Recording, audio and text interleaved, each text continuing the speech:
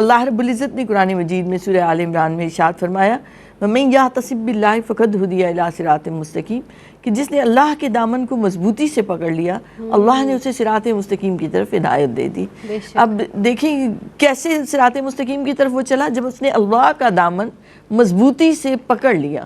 ایک اور جگہ ارشاد باری تعالیٰ ہے نحن اقرب الیہ من حبل الورید کہ ہم تمہاری شہ رگ سے کئی زیادہ تمہارے قریب ہیں۔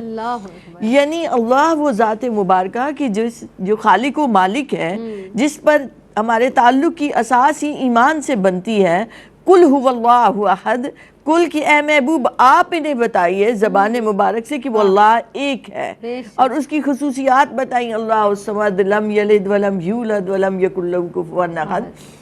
تو بتایا کس نے؟ حضور اکرم صلی اللہ علیہ وآلہ وسلم نے۔ اس رسالت کے ذریعے توحید تک پہنچے، ایمان ملا، اور ایمان کی بنیاد اللہ کی ان خصوصیات پر ہے کہ وہ ہر عیب سے پاک ہے، ہر کمی سے پاک ہے، ہر حسن میں اسی کا رنگ ہے، ہر ساز میں اسی کا آہنگ ہے، ہر جگہ اسی کے جلوے ہیں، اسی کی قدرتوں کے نظارے ہیں۔ تو ذرا سا اے انسان دھیان کرو تو اس خالق و مالک سے تمہارا تعلق مضبوط ہو سکتا ہے۔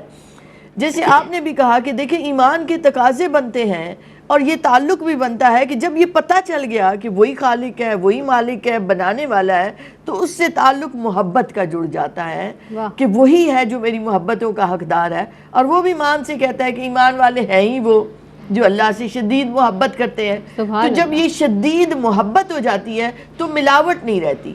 ہمارے یہاں خرابی کیا ہے کہ ہم کہتے ہیں یہ بھی مل جائے، یہ بھی مل جائے، اور ساتھ اللہ بھی مل جائے۔ اللہ اکبر۔ تو یہ بھی چاہنا، یہ بھی چاہنا، اور ساتھ اللہ بھی مل جائے تو ملاوٹ آ گئی۔ تو جب تک اس ملاوٹ سے پاک نہیں کرو گے کہ حضور فرماتے ہیں من احب لقاء اللہ، جو محبت کرتا ہے اللہ سے ملنے کو، اللہ بھی اس سے ملنا پسند فرماتا ہے۔ تو اس لیے خالص ہو کر اللہ کو چاہنا اور اللہ کو چاہتے ہوئے پھر اللہ کا شکر گزار بندہ بننا، پہلی اساس ایمان کی ہے جو محبت سے بنتی ہے۔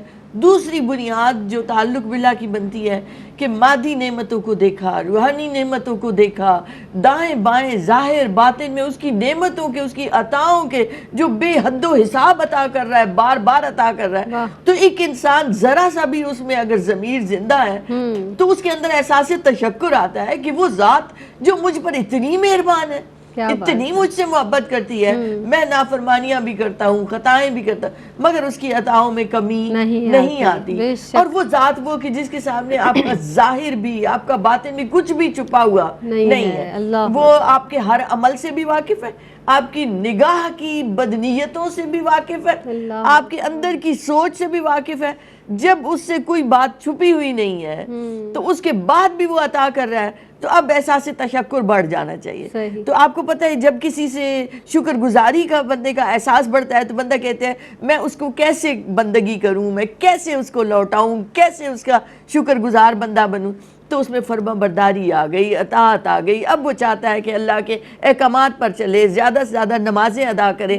یہ تعلق کی دوسری بنیاد بنتی ہے، پہلی محبت کی جو ایمان سے، دوسری شکر سے، اور تیسری بنیاد جو علماء نے بیان کی ہے وہ ذکر و فکر اور دعا سے، کہ جتنا تفکر کرتے ہیں، جتنا زیادہ ذکر کرتے ہیں، جتنا زیادہ اس کی طرف دھیان رہتا ہے، خیال رہتا ہے، تو نظر آنے والے جو حقائق ہیں ان سے انسان ان پر غور کرتے ہوئے نظر نہ آنے والے حقائق تک جا پہنچتا ہے، جس سے اس کی اللہ کی قدرتیں اور عیاں ہوتی ہیں، جس سے اسے بصیرت عطا ہوتی ہے۔ ایک بصارت ہے، ایک بصیرت ہے۔ تو وہ بصیرت جب عطا ہو جاتی ہے تو وہ ہمہ وقت پھر اللہ کے ساتھ ہے، وہ حاضر و ناظر ذات، وہ ذات اس کے سے کسی لمحے بھی وہ جدا ہی نہیں ہے، وہ چاہے خلوت میں ہے چاہے جلوت میں ہے۔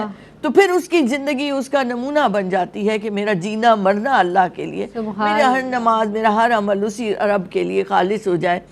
تو تعلق باللہ ایمان سے شروع ہوا، جس کی بنیاد اس کے تقاضے ہیں کہ اطاعت کرے، اس سے محبت کرے، اس پر توکل کرے، اس پر یقین رکھے، بھروسہ رکھے۔